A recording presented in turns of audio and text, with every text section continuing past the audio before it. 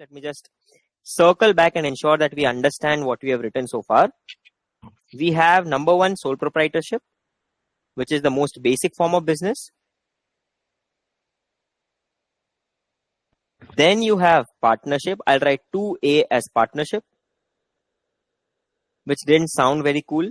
Then you have LLP, which is a limited liability partnership. And finally, you have companies. Within companies, we'll have multiple bifurcations as we kind of move forward. But these are the different ways in which businesses can be conducted. And you should be prepared to answer who has limited liability, who has unlimited liability. So a sole proprietor has an unlimited liability. A partnership, every partner has an unlimited liability. Within an LLP, you have GP and LP. LP, as the name prescribes, because it's an LP, limited partner, they will have a limited liability.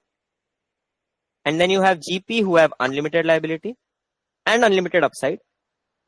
And then you have companies where again, usually you have limited liabilities.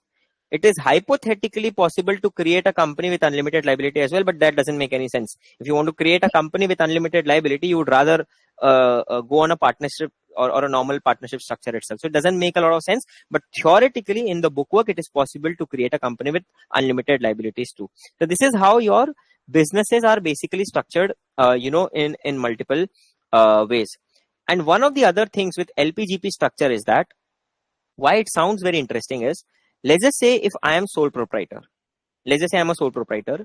If I ask you to give me $1 million, the problem will be that $1 million that I take from you is going to be the 1 million that you contribute is going to be a loan to me. So it's going to be a borrowed money.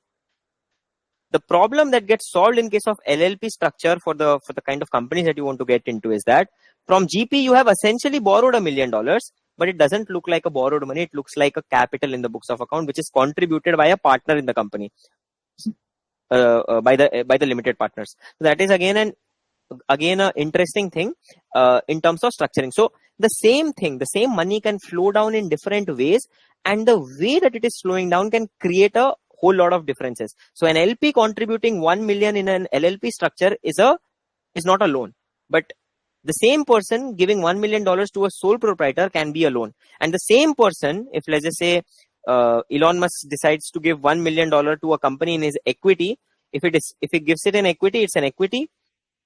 If he decides to give it as a loan, it is a loan. So their structuring is also possible.